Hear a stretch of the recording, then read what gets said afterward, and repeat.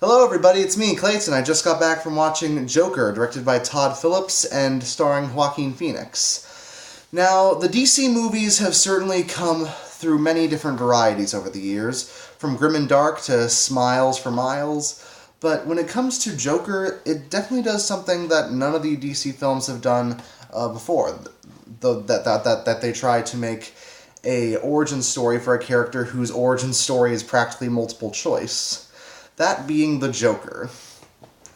And while the results of this film might infuriate some, to me it stands alongside some of the best DC films of my knowledge when it comes to how much it fleshes out a character I didn't even know I wanted fleshed out, and how much it made me care about him, and how it touches on so many issues that I think are very relevant to today.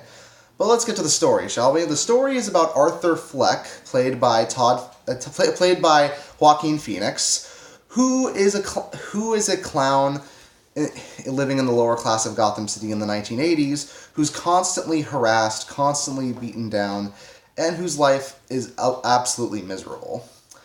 After he loses his job, after he finds out various things about his life that he never knew before, and after his whole life ends up in the dumps, he ends up becoming the clown prince of crime himself, but not just out of his own mental instability, but also by inciting a rebellion of the lower class of Gotham to take on the rich elites.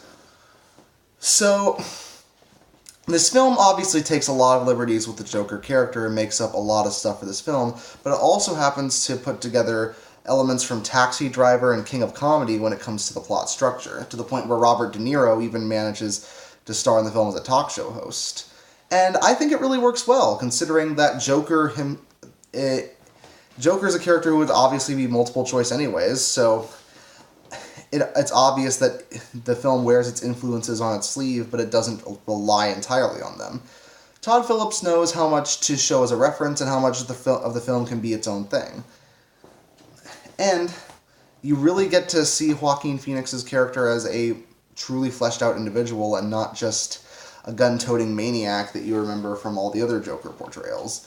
Not to say that there aren't great portrayals of the Joker in the past, Jack Nicholson, Heath Ledger, like them, but Joaquin Phoenix does something that no other Joker actor has done before, and I can safely say that his mental instability, along with the sympathy that we get for him, but also the terror that we get from him, is unlike any other Joker I've seen. Also, the other characters really do help flesh out his character while also standing out as something that I like to see more of in these DC films. Dark films that have a real point to them. Everyone from Joker's mother to a girl that he happens to develop a crush on, to even Thomas Wayne himself, all of them, all of the actors who portray them give excellent performances, and it not only fits well into the Batman universe, depending on which universe you want to believe this is part of, but they also really help with this film's structure of a downward spiral of a man descending into madness. I understand a lot of people had complaints about that this film is coming out in this current year, but the fact that the film also takes some time to go over messages like the disparity between the lower and upper classes of wealth, mental illnesses, and the general apathy of society towards others, it really lets you know that this film has a lot to say about how we, as a society, since some of us don't care about others, we just go about our business, and if someone were to suffer on the streets, we sort of just walk over them. It happens sometimes. I've seen that happen with a lot of things, and that's something I love that this film brought up. It shows that if we keep being this apathetic, and if we keep being so selfish and so uncaring towards others, we might end up creating a Joker ourselves. I'm not saying that we'll develop one in the exact same way, but it is a cautionary tale in that way. And that's why I think that this film kind of inadvertently advocates for compassion towards others in a way, despite how violent and gritty it can get. And speaking of which, the climax of the film more than guarantees the R rating.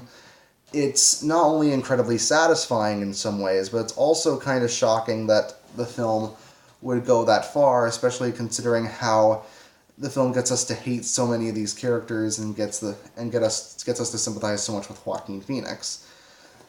You'll have to see the film yourself to understand it, but the climax is easily one of my favorites in film nowadays. So as a whole, Joker is a very screwed up movie, but also one that has a genuine heart and passion to it that I want to see more out of DC movies like this. If they want to do more alternate DC continuity movies like this to explore new sides of characters, I'd be all for it. So I'll give Joker a 9 out of 10. See you next time.